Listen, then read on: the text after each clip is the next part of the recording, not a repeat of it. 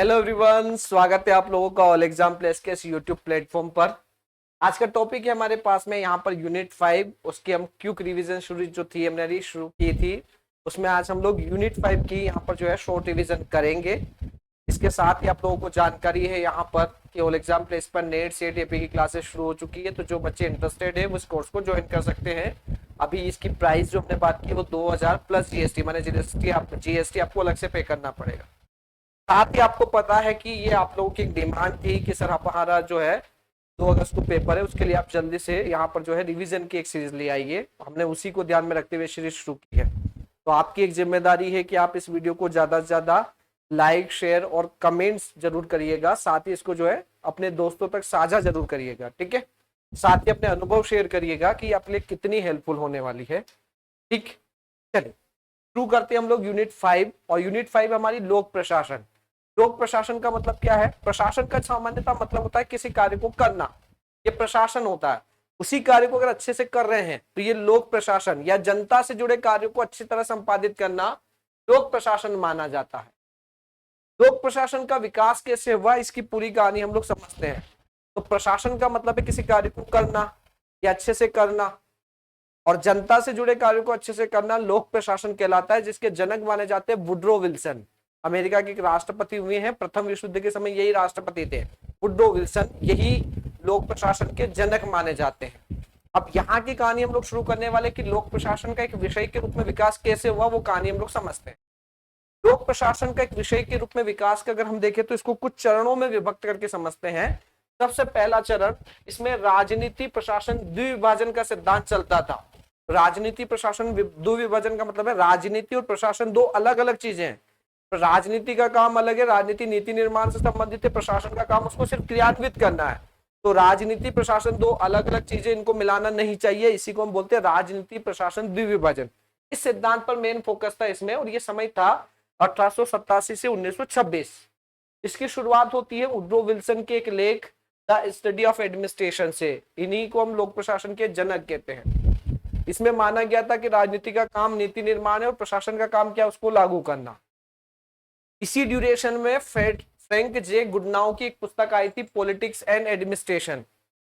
फिर L D. White की एक पुस्तक आई थी, introduction to the study of public administration. वो इस विषय की पहली पाठ्य पुस्तक थी। अब यहाँ आपको ध्यान रखना है, एक तो ये पहला चरण क्या था, इसमें क्या मेन प्रिंसिपल था, लोक प्रशासन के जनक, उनका आर्टिकल का नाम याद रखना, फ्रैंक जे गुडनाउ की पुस्तक भी याद रखिएगा, ठीक है। और एल.डी. वाइट की जो पुस्तक है वो भी आपको याद रखनी है, क्योंकि पुस्तकें सीधी सीधी यूनिट में पूछी जाती है, वो ज्यादा काम का रहता है ना। ये पहला चरण। दूसरा चरण क्या था, 1927 से 1937, इसमें प्रशासन के सिद्धांत डेवलप होने लगे। तो कुछ लोगों ने इसमें बताया कि प्रशासन के कुछ सिद्धांत होने चाहिए, ठीक है। तो प्रशासन के कुछ सार्वभौमिक सिद्धांत इसमें डेवलप करने लगे, और इसके विचारक थे W.F. विलोबी, लूथर गुलिक और लिंडाल उर्वरेक। इनकी भी कुछ पुस्तकें हैं, जैसे विलोबी की पुस्तक है प्रिंसिपल ऑफ पब्लिक एडमिनिस्ट्रेशन, ये विलोबी की पुस्तक है, याद रखिएगा, इंपोर्टेंट है। लिंडाल उर्वरिक की पुस्तक है papers on the science of administration, ये लूथर गुलिक और उर्वरिक की है। यही लूथर गुलिक ने प्रशासन के कार्यों को एक नाम दिया था पोस्ड कार्ब। तो पोस्ड कार्ब का सिद्धांत किसने दिया? गुलिक ने। पोस्ड कार्ब शब्द का फुल फॉर्म क्या है, ये भी याद रखिएगा। पोस्ड कार्ब में पहला शब्द है प्लानिंग, पहला शब्द है प्लानिंग, दूसरा क्या है, ऑर्गेनाइजेशन, ठीक है, ऑर्गेनाइजेशन, संगठन जिसको आप बोलते हैं। दूसरा अगला क्या है, एस का मतलब है स्टाफिंग, स्टाफ। अगला क्या है, डी का मतलब है डायरेक्शन, ओ का मतलब है कोऑर्डिनेशन। एक है आर का मतलब है रिपोर्टिंग, और बी मतलब बजटिंग, बजट या बजटिंग।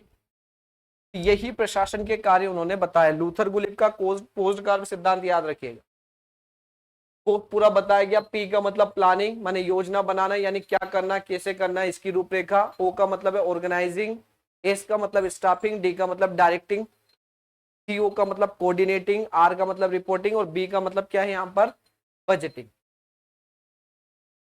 ठीक है।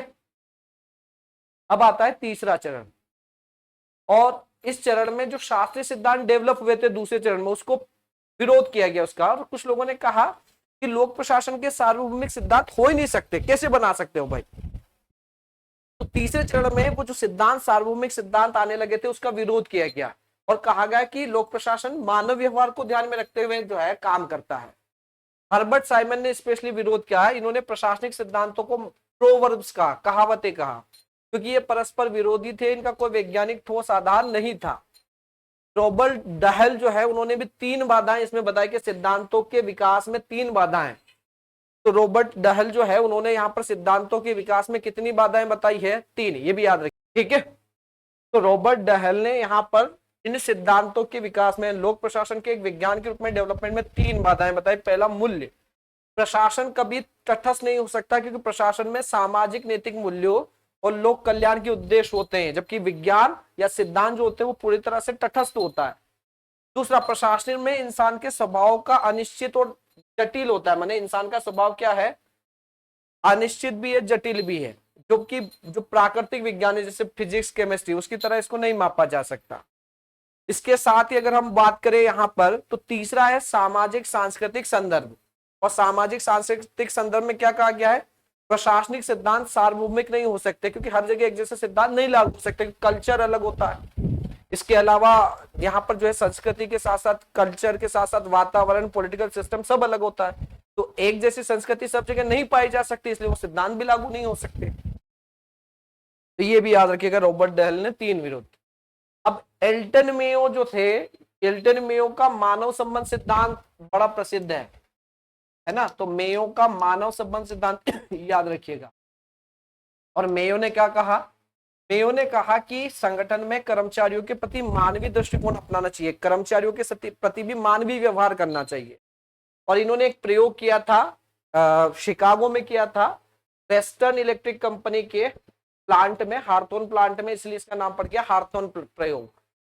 क्या क्या प्रयोग किया? पहला प्रयोग किया प्रकाश, प्रकाश का प्रभाव जानना चाह रहे थे उत्पादन पे कि भाई लाइट का क्या प्रभाव पड़ता है उत्पादन पे। तो इन्होंने क्या किया? कार्यस्थल पर रोशनी के स्तर में, माने कभी लाइट कम की कभी ज्यादा की, ताकि उत्पादन पर इससे क्या प्रभाव पड़ता है ये देखना था, ठीक है। तो कुछ लोगों ने कहा कि रोशनी धीरे धीरे कम की फिर कभी बढ़ाई, इसका एक प्रभाव देखना चाह रहे थे कि उससे काम की स्पीड पे क्या प्रभाव पड़ता है, ठीक है। तो उससे तो प्रभाव पड़ता है, पर उससे ज्यादा प्रभाव पड़ा लोगों की साइकोलॉजी, लोगों ने जब साथ मिलकर काम किया तो उससे ज्यादा प्रोडक्शन हुआ।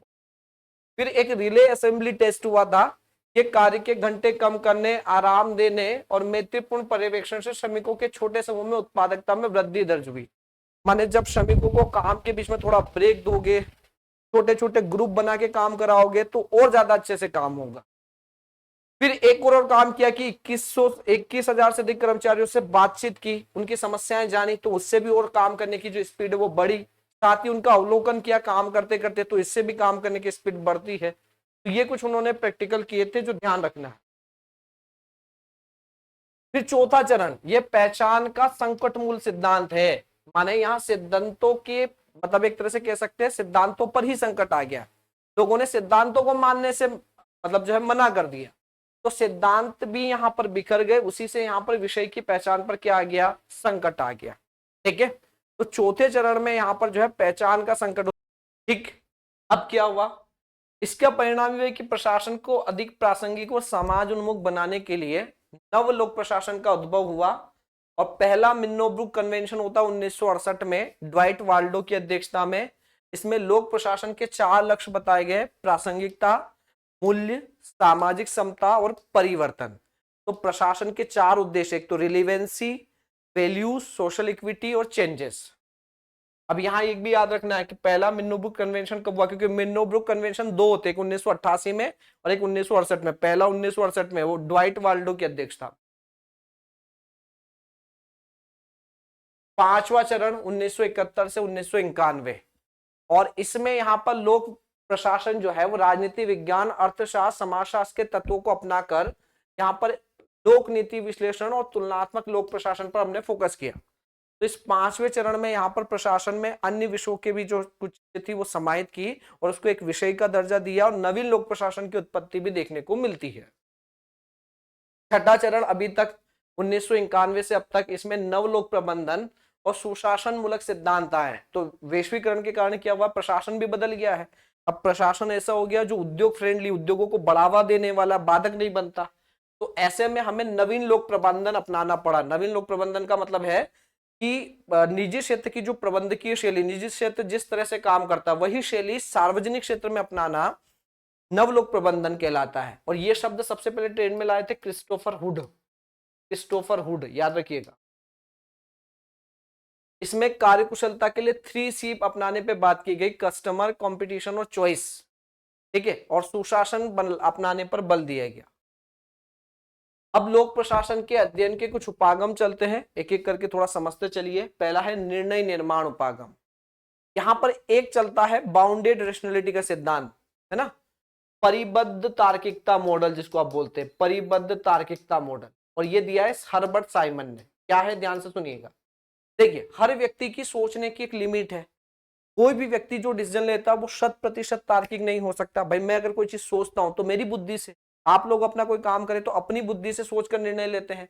तो कोई व्यक्ति ये नहीं कह सकता कि उसका डिसीजन 100% सही है, क्योंकि उसने जो सोचा है वो अपनी बुद्धि से, अपने विवेक से, अपने ज्ञान से, उसके बाहर वो सोच नहीं पा रहा है। तो यहाँ साइमन का कहना है कि हर व्यक्ति जो है, विवेक जो है उसका बंधा हुआ है, उसकी एक सोच का एक दायरा है, उसी के अंतर्गत सोचकर ही वो निर्णय लेता है। इसी को बोलते हैं परिबद्ध विवेकी मॉडल।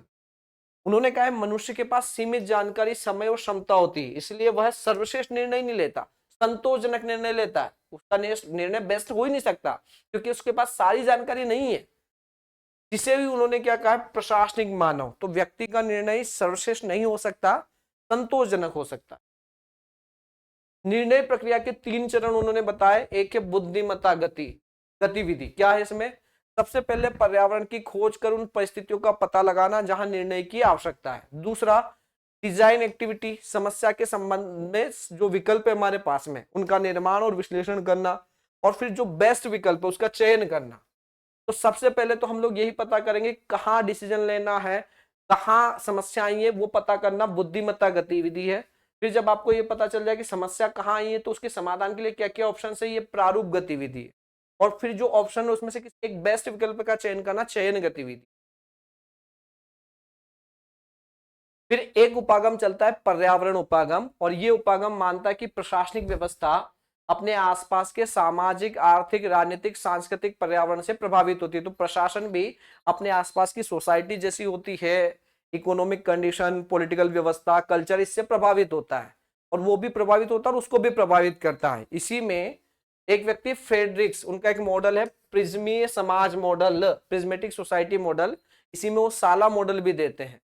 तो रिक्स ने विकासशील देशों के प्रशासनिक तंत्र को समझने के लिए मॉडल दिया था जिसकी 3 विशेषता है। पहला है विषमता। विषमता क्या है, एक ही समाज में आधुनिक शहरी प्रशासनिक प्रणालियों में अत्यधिक पारंपरिक ग्रामीण रूढ़ियों का एक साथ पाया जाना। दूसरा औपचारिकता। तो विकासशील देशों में एक होती है कि यहाँ पर नियम कानून कायदे जो बहुत कड़े दिखते हैं पर असल में उनका क्रियान्वयन नगण्य होता है। तो नियम तो कहने को बहुत सारे पर उनका क्रियान्वयन नहीं होता। एक होती है यहाँ ओवरलैपिंग, माने आधुनिक संवैधानिक संस्थाओं के समांतर गैर प्रशासनिक या पारंपरिक ताकतें यहाँ पर प्रशासनिक निर्णयों पर हावी हो जाती है। इसलिए इन्होंने यहाँ पर प्रिज्मेटिक सोसाइटी के प्रशासनिक कार्यालय को इन्होंने क्या नाम दिया, साला। तो जो विकासशील देशों के जो समाज है, प्रशासन है, उसको ये नाम देते हैं साला। साला का मतलब क्या है, यहाँ का प्रशासन 100% नैतिकता के साथ काम नहीं करता, वो भाई भतीजावाद, भ्रष्टाचार और व्यक्तिगत संबंधों से प्रभावित होकर काम करता है। देखा ही होगा आपने प्रशासन में, प्रशासन में हमेशा इन्हीं चीजों को बढ़ावा दिया जाता है, अपने ही रिश्तेदारों को बढ़ाया जा रहा है, या फिर यहाँ पर हम लोग कह सकते हैं व्यक्तिगत संबंधों के आधार पर काम करता है, भ्रष्टाचार ज्यादा करता है। यही साला मॉडल है।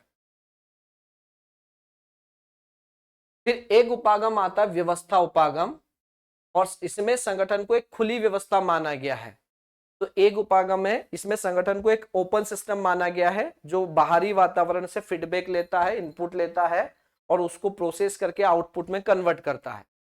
ये प्रक्रिया ही फीडबैक के माध्यम से निरंतर चलती रहती। अब एक शब्द आता है विकास प्रशासन। विकास प्रशासन शब्द का प्रयोग कहां से आता है, विकास प्रशासन का मतलब क्या है, वर्तमान में प्रशासन विकास कार्यों पर प्राथमिकता देने लगा है। माने अब पहले जैसा प्रशासन नहीं रहा है कि भाई भतीजावाद ज्यादा करता हो, करप्शन ज्यादा करता हो, लाल फीताशाही ज्यादा हो, ऐसा प्रशासन नहीं है। अब विकास कार्यों को बढ़ावा देने लगा है। ये शब्द सबसे पहले आता है एक आईएएस अधिकारी है यूएल गोस्वामी, उन्होंने दिया था इस शब्द का प्रयोग, मतलब सबसे पहले उन्होंने किया था। एकेडमिक जगत में इसके जनक माने जाते हैं जॉर्ज ग्रांट, एडवर्ड विडनर और फ्रेडरिक रिक्स ने इसे वैचारिक रूप से समृद्ध किया। इसका मतलब क्या है? तो एडवर्ड विडनर के अनुसार यह निर्देशित परिवर्तन के लक्ष्यों को प्राप्त करने की एक प्रणाली है, अर्थात पारंपरिक प्रशासन की तरह केवल कानून व्यवस्था बनाए रखने तक सीमित नहीं है, बल्कि ये लक्ष्य उन्मुख और परिवर्तन उन्मुख होता है। माने अब प्रशासन सीधा सा सीधा वही पुराने ढर्रे पे नहीं चल रहा है, अब प्रशासन भी टारगेट बेस्ड हो गया कि प्रशासन को भी टारगेट मिलता है, निश्चित समय सीमा में पूरा करना पड़ता है, विकास कार्य करके दिखाने होते हैं। ठीक है, तो ये लक्ष्य उन्मुख हो गया है, परिवर्तन उन्मुख हो गया है, और इसका मुख्य उद्देश्य समाज का विकास करना। संगठन के कुछ बेसिक सिद्धांत हैं। पहला एक सिद्धांत कहलाता है शास्त्रीय सिद्धांत, क्लासिकल थ्योरी, जो दी है 3 लोगों ने, हेनरी फ्योल, लूथर गुलिक और लिंडाल उर्वरिक। इन्होंने संगठन के प्रशासनिक सिद्धांत या शास्त्रीय सिद्धांत दिए। इसमें सबसे मेन है हेनरी फ्योल। हेनरी फ्योल ने प्रशासन के कितने सिद्धांत दिए? 14 सिद्धांत। ये सीधा पूछा जाता है कितने सिद्धांत दिए? 14। कार्य का विभाजन, अनुशासन, आदेश की एकता, निर्देश की एकता, ये सब बताया उन्होंने, है ना, कि संगठन में कार्य बटे होते हैं, अनुशासन होता है, आदेश हमेशा एक ही व्यक्ति द्वारा दिया जाता है, तो आदेश निर्देश एक ही व्यक्ति द्वारा दिया जाता है।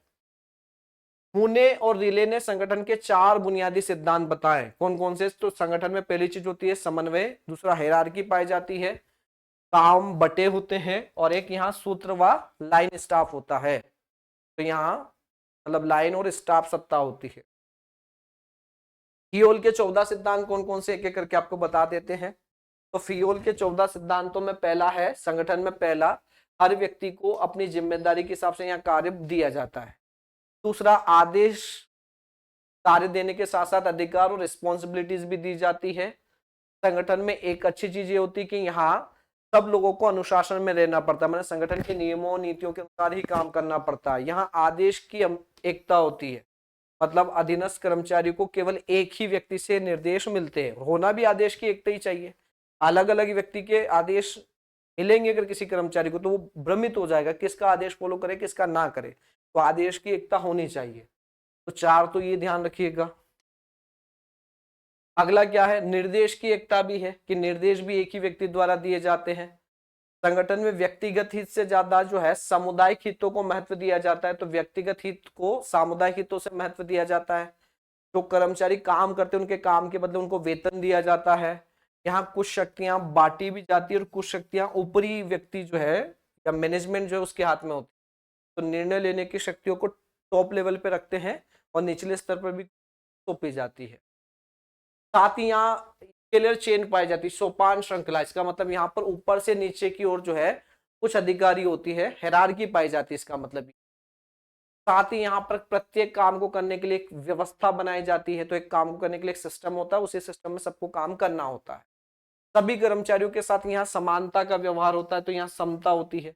मैनेजमेंट किसी भी कर्मचारी के साथ भेदभाव नहीं करता, ये संगठन की खासियत है। और कार्यकाल की स्थिरता होती है, संगठन की कार्यकुशलता बढ़ाने के लिए कर्मचारियों को नौकरी की सुरक्षा दी जाती है। एक कार्यकाल फिक्स करता रहे, उससे पहले नहीं हटा सकते। इसके अलावा कर्मचारियों को स्वयं नए विचार सोचने योजना बनाने के लिए प्रोत्साहित किया जाता है। साथ ही कर्मचारियों के बीच में टीम भावना, आपसी एकता और भाईचारे की भावना को भी बढ़ावा दिया जाता है। अब संगठन के कुछ बेसिक नियम हैं जो आपको जानना चाहिए, क्या है उसको हम लोग देखते हैं। संगठन का पहला नियम है सूत्र व स्टाफ। अब ये सूत्र सत्ता और स्टाफ सत्ता क्या है ये आप सुनते हैं, क्या है इसका मतलब? सूत्र का मतलब वे विभाग या इकाइयां जो संगठन के प्राथमिक लक्ष्यों को सीधा पूरा करती है, जैसे सैन्य कमान, पुलिस, सरकारी विभाग, ये है सूत्र स्टाफ। तो वे विभाग या इकाइयां जो संगठन के प्राथमिक लक्ष्यों को सीधा पूरे करती है वो कहलाता है क्या? सूत्र स्टाफ। इन्हें निर्णय लेने, आदेश देने की शक्ति होती है, और इनकी मदद के लिए जो होता है वो स्टाफ सत्ता होती है। तो सूत्र मतलब जो खुद डिसीजन लेकर किसी चीज को लागू कर सकती है वो सूत्र सत्ता, और इनकी मदद के लिए जो है वो स्टाफ सत्ता। जैसे वे इकाइयां जो सूत्र सत्ता को सलाह, अनुसंधान और तकनीकी सहायता देते हैं, जैसे समितियां, नीति आयोग सरकार को सलाह देने के लिए, तो सरकार सूत्र सत्ता का एग्जाम्पल है। और नीति आयोग क्या है? यहाँ पर स्टाफ सत्ता। इनके पास आदेश देने का अधिकार नहीं है, सिर्फ सलाह दे सकती है सरकारों को। या जो भी काम करने वाली अथॉरिटी को। तो सूत्र सत्ता का मतलब वो जो खुद डिसीजन लेकर किसी चीज को लागू कर सके, वो सूत्र सत्ता। जैसे पुलिस, सरकारी अधिकारी, है ना, या सैन्य कमान वाले अधिकारी, और इनकी सहायता के लिए, सरकार की सहायता के लिए जो संस्थाएं हैं वो क्या कहलाएगी, स्टाफ सत्ता। आदेश की एकता का मतलब समझ गए आप? का सीधा सा मतलब है कि संगठन में जो जूनियर है उनको एक ही अधिकारी, सीनियर एक ही अधिकारी द्वारा यहाँ पर जो है आदेश मिलने चाहिए। तो एक अधीनस्थ को केवल एक और एक ही वरिष्ठ अधिकारी से आदेश मिलने चाहिए, ताकि भ्रम और जिम्मेदारी से बचने की स्थिति पैदा ना हो। यहीं पर एक व्यक्ति है एफ डब्ल्यू टेलर। टेलर ने यहाँ पर कार्यात्मक फोरमैनशिप का सिद्धांत दिया, फंक्शनल फोरमैनशिप। इसका मतलब क्या है, इन्होंने आदेश की एकता का विरोध करते हुए कहा कि एक कर्मचारी को काम की विशेषज्ञता के आधार पर कुल 8 अलग अलग बॉस से निर्देश मिलने चाहिए। तो इन्होंने क्या कहा कि आदेश की एकता नहीं होनी चाहिए, एक कर्मचारी को अगर काम ज्यादा है तो 8 अलग अलग व्यक्तियों से आदेश या निर्देश मिलने चाहिए, 4 योजना विभाग से, 4 क्रियान्वयन विभाग। फिर संगठन में एक चलती हेरारकी, आपने देखा होगा हर प्रशासन में भी हेरारकी है, हर संगठन में हेरारकी। हेरारकी का मतलब क्या है, ऊपर से नीचे की ओर अधिकारियों की जो श्रृंखला है, इसको हेरारकी कहते हैं। और हर संगठन में होती है। जैसे हमारे जिला लेवल पे देखिएगा, आपने सुना होगा डीएम, डीएम के नीचे एसडीएम, एसडीएम के नीचे आपने सुना होगा तहसीलदार होता है, तहसीलदार के नीचे नायब तहसीलदार, नायब तहसीलदार के नीचे आपने सुना होगा पटवारी। तो ये हेरारकी है, यही पद सोपान है। हर संगठन की खासियत है कि वहां हेरारकी पाई जाती है, ऊपर से नीचे की ओर अधिकारियों की कुछ श्रृंखला पाई जाएगी।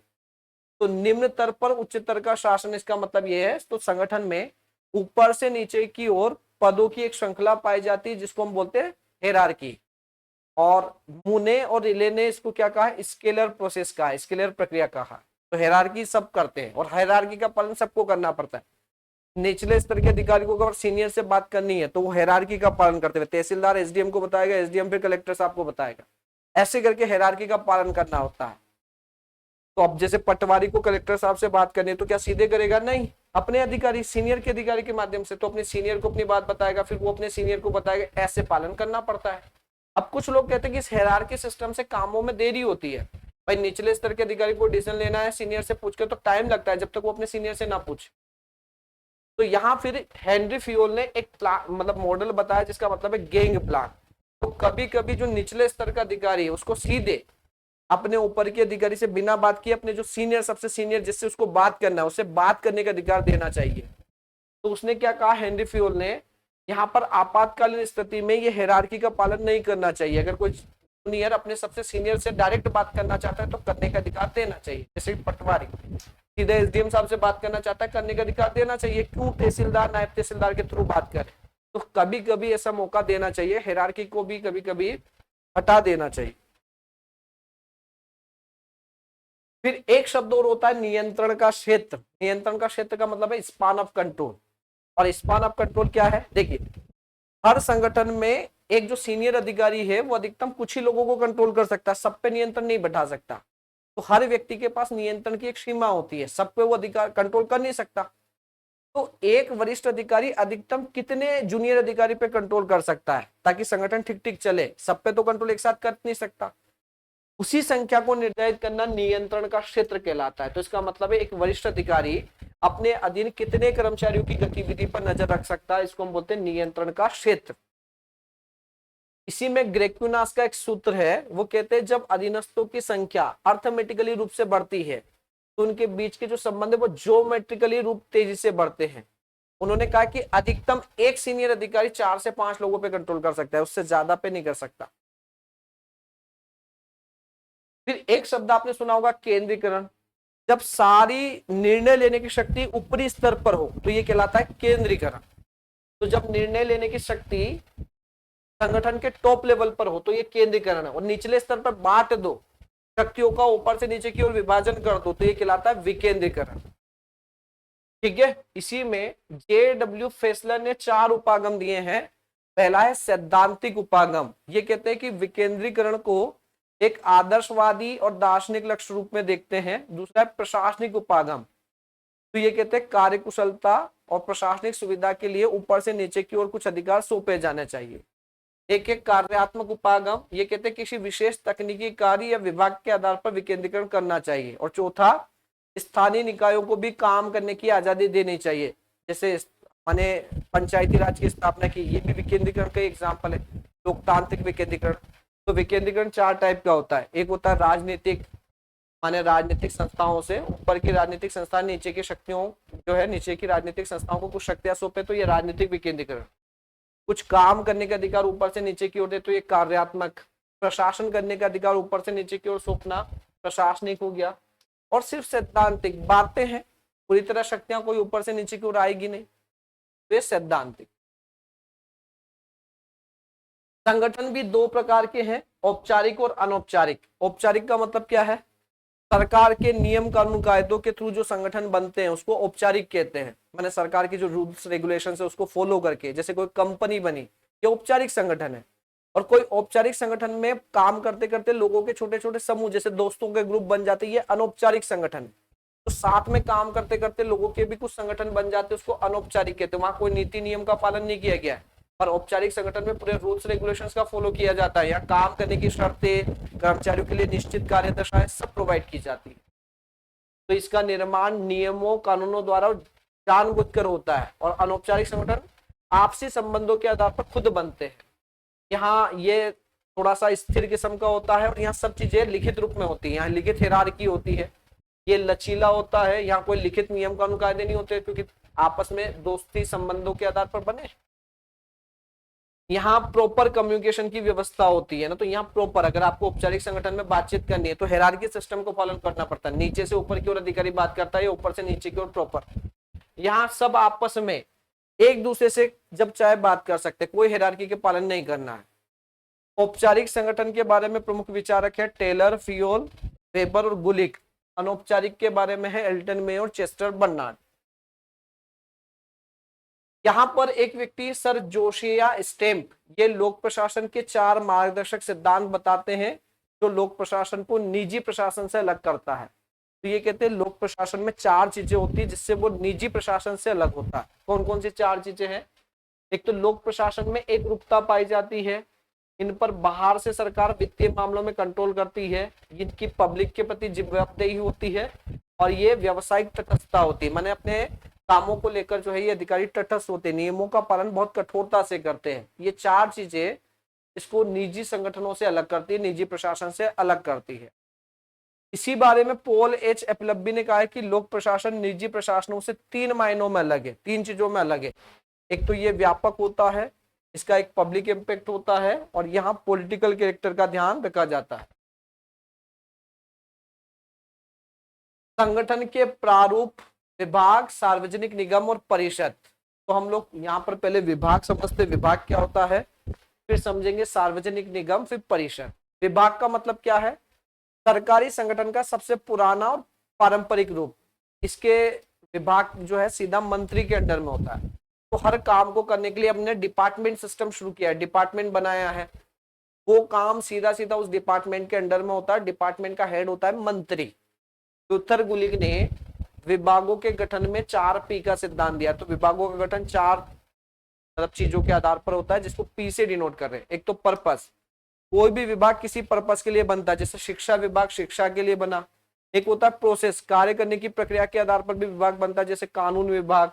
एक होता है किसी वर्ग के या व्यक्तियों के कल्याण के लिए भी विभाग बनता है, जैसे जनजाति कल्याण विभाग। और एक होता है किसी भौगोलिक क्षेत्र स्थान के लिए भी, जैसे विदेश मंत्रालय या विदेश विभाग। तो विभाग के गठन के पीछे चार पर्पस होते हैं, चार उद्देश्य होते हैं। एक पर्पस, प्रोसेस, पर्सन्स और प्लेस, इन चार आधारों पर विभाग बनते हैं। सार्वजनिक निगम क्या होते हैं? ऐसे कंपनियां जो संसद के कानूनों के थ्रू बनती है, इनके पास वित्तीय स्वायत्तता और प्रशासनिक लचीलापन होता है, लेकिन ये सरकार के प्रति या जनता के प्रति रिस्पॉन्सिबल होती है, जैसे LIC, RBI, ये सार्वजनिक निगम का एग्जाम्पल है। इन्हें स्वायत्तता और सार्वजनिक नियंत्रण का मिश्रण कहा जाता है। इसके अलावा अगला है परिषद, बोर्ड और आयोग। परिषद, बोर्ड, आयोग क्या होता है? इसमें निर्णय लेने की शक्ति एक व्यक्ति के बजाय व्यक्तियों के समूह में होती है। ये उन मामलों के लिए बढ़िया है जहां नीति निर्माण में विशेषज्ञता और सामूहिक परामर्श की आवश्यकता होती है। तो बोर्ड, परिषद में एक समूह होता है, समूह के माध्यम से काम होता है। जैसे यूपीएससी, रेलवे बोर्ड, ये सब। एक होता है चीफ एग्जीक्यूटिव। चीफ एग्जीक्यूटिव क्या होता है, इसको आप सीईओ बोलते हैं, सीईओ, चीफ एग्जीक्यूटिव ऑफिसर। तो किसी भी संगठन में जो मेन डिसीजन लेने वाला व्यक्ति जो होता है वो होता है सीईओ। वही सारे आदेश क्रियान्वित करता है। सीईओ के आदेश के बिना कोई काम लागू नहीं हो सकता, क्रियान्वित नहीं हो सकता। तो ये प्रशासनिक पिरामिड के शीर्ष पर होता है, मतलब वो जो पिरामिड था ना हायरार्की का, उस पे टॉप पे जो होता है वो सीईओ होता है, जो पूरे संगठन या देश के प्रशासनिक तंत्र को निर्देशित करता है। चेस्टर बर्नार्ड ने मुख्य कार्यपालिका के 3 कार्य बताए हैं। पहला, संगठनात्मक संचार की व्यवस्था बनाए रखना, माने ऊपर से नीचे की ओर सही से कम्युनिकेशन होता रहे, उसकी व्यवस्था करता है। कर्मचारियों को आवश्यक सेवाएं प्रोवाइड करता है और संगठन के उद्देश्यों को डिफाइन करता है। अब ध्यान से सुनना, लास्ट जो हमने पढ़ा है उसी का रिवाइज करा रहा हूं शॉर्ट में। लोक प्रशासन के विकास के चरण को देख लीजिए। पहला चरण राजनीति प्रशासन द्विविभाजन का था 1887 से 1926। दूसरा चरण, इसमें प्रशासन के सिद्धांत डेवलप हुए थे 1927 से 37 के बीच में। तीसरा में चुनौतियों का युग था 1938 से 47 में। चौथा चरण में क्या हुआ था, पहचान का संकट आया था 1948 से 70 में। पांचवें में लोक नीति या अंतर विषय अध्ययन किया गया था 1971 से 91 में। छठे में नवलोक प्रबंधन या सुशासन की बात की गई थी जो अभी तक लागू है। फिर कुछ पुस्तकें हैं लोक प्रशासन में। एक है अर्नेस्ट लाकलाउ और शंतल मूफे की हेजामनी एंड सोशलिस्ट स्ट्रेटजी। फ्रैंक मारिनी की एक पुस्तक है towards a new public administration, मिन्नोब्रुक perspective. फिर एक और है यहाँ पर वाइट वाल्डो की the enterprises of public administration. ये पुस्तकें पढ़ के जाइएगा पूरी, याद रखिएगा, यहां से प्रश्न बनने के चांसेस है। एफ.डब्ल्यू. टेलर की the principle of scientific management. एक है जनरल एंड इंडस्ट्रियल मैनेजमेंट, ये हेनरी फ्यूल की है। मेरी पार्कर फोलेट की है क्रिएटिव एक्सपीरियंस। पुणे और रिले की है ऑनवर्ड इंडस्ट्री। और वॉरेन बेनिस की है चेंजिंग ऑर्गेनाइजेशन। तो ये कुछ प्रमुख पुस्तकें हैं, एक बार देखकर जरूर जाइएगा, आपको काम की है। ठीक है, कब आई है वो भी लिखा हुआ। फिर कुछ स्टेटमेंट भी है यहां पर। वुड्रो विल्सन ने कहा एक संविधान का निर्माण करना सरल है परंतु उसे चलाना बहुत कठिन है। एल.डी. वाइट ने कहा है कि लोक प्रशासन में सभी कार्य होते हैं जिनका उद्देश्य लोक नीति को पूरा करना या लागू करना है। हर्बर्ट साइमन ने कहा है प्रशासनिक दक्षता प्रशासनिक प्रक्रियाओं में शामिल व्यक्तियों द्वारा सही निर्णय लेने पर निर्भर करती है। डिक्स ने क्या कहा, प्रशासनिक विकास का अर्थ है प्रशासनिक संरचनाओं का विविधीकरण और संपादन। ये प्रमुख स्टेटमेंट विल्सन का, एल.डी. वाइट का, साइमन का और रिक्स का। साथ ही कुछ फैक्ट वन लाइनर अगर आपसे पूछे तो वैज्ञानिक प्रबंध सिद्धांत किसने दिया, तो ये टेलर ने दिया। नौकरशाही का आदर्श प्रतिरूप किसने दिया, ये वेबर का नौकरशाही सिद्धांत, याद रखिएगा। मानव संबंध सिद्धांत किसने दिया, एल्टन मेयो ने। तुलनात्मक लोक प्रशासन के जनक कौन है, तो रिक्स, फ्रेड डब्ल्यू रिक्स। और इन्होंने कंपैरेटिव एडमिनिस्ट्रेशन ग्रुप से संबंधित भी है ये। विकास प्रशासन शब्द के प्रथम यूज करता कौन है, प्रयोगकर्ता कौन है, यूएल गोस्वामी। इन्होंने विकास प्रशासन शब्द पहली बार यूज किया। ठीक है, ये सारी चीजें आप एक बार देखकर जाइएगा लास्ट में, इसीलिए मैं हर यूनिट में बुक की लिस्ट क्रोनोलॉजी के साथ आपको देता हूं, स्टेटमेंट आपको दे देता हूं, प्रमुख सिद्धांत, उसके विचारक, ये भी आपको प्रोवाइड कर रहा हूं, ताकि कहीं से अगर वन लाइनर भी आ जाए, कुछ फैक्चुअल या कॉन्सेप्चुअल किसी भी टाइप का प्रश्न आ जाए तो आप सहज तरीके से आसानी से कर सके। अब लास्ट टाइम में हो ये रहा है कि आपके पास समय कम है, अब समय हमारे पास भी कम है, तो हम यहाँ पर आपको सिर्फ की पॉइंट्स हम लोग प्रोवाइड कर रहे हैं, ताकि लास्ट टाइम पे अगर आप ये रिवाइज के हिसाब से इतना पढ़कर जाएंगे तो आपका काम बन जाएगा। आप सिर्फ लास्ट टाइम पे ये रिवाइज करके ये पढ़कर जाइएगा, आपको जो है बहुत फायदेमंद आप लोगों के लिए रहने वाला है। ठीक है, तो ये क्लासेस के बारे में अपने अनुभव कमेंट्स के माध्यम से जरूर शेयर करिएगा, और सुझाव जो भी है आप लोगों के स्वागत है, आप सुझाव दे सकते हैं। इसके साथ ही आप लोगों को बता देता हूं, ऑल एग्जाम प्लेस पर नेट सेट एपी की क्लास शुरू कर चुके हम लोग, मतलब ये क्लासेस चल रही हैं। तो जो बच्चे अगला नेट सेट टारगेट कर रहे हैं वो इस कोर्स को परचेस कर सकते हैं 2000 प्लस जीएसटी में, और एपी के लिए भी है ना। अभी आप लोगों ने सुना भी था, पेपर में एक विज्ञापन भी आया था, उसमें बताया गया था कि आगामी सेट आ सकता है, दिसंबर में आने वाला है। नेट तो हर साल में 2 बार आ ही रहा है, तो जो बच्चे नेट सेट एपी को फोकस कर रहे हैं वो इस कोर्स को जरूर परचेस कर सकते हैं। आपकी तैयारी में ये बहुत मदद करने वाला है। और मैंने आपको पहले एक प्रॉमिस किया है कि ये मैं सीरीज कंटिन्यू रखूंगा। कब तक? ये सीरीज मैं आपको कल कंटिन्यू रखूंगा, मतलब 2 अगस्त तक, मतलब आपके एग्जाम के पहले तक। ठीक है, उसके बाद फिर मैं पूरी तरह से यूजीसी नेट की आप लोगों की तैयारी पे फोकस करूंगा कि यूजीसी नेट की क्लासेस आपको यूट्यूब पे प्रोवाइड कराऊंगा। तो आप लोगों का यूजीसी नेट, जेआरएफ, उसकी तैयारी भी पूरी आपको यहाँ पर मिल जाएगी।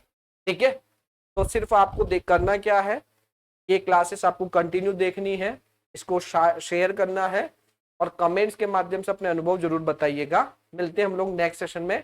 बने रहिए ऑल एग्जाम प्लेस के साथ। धन्यवाद।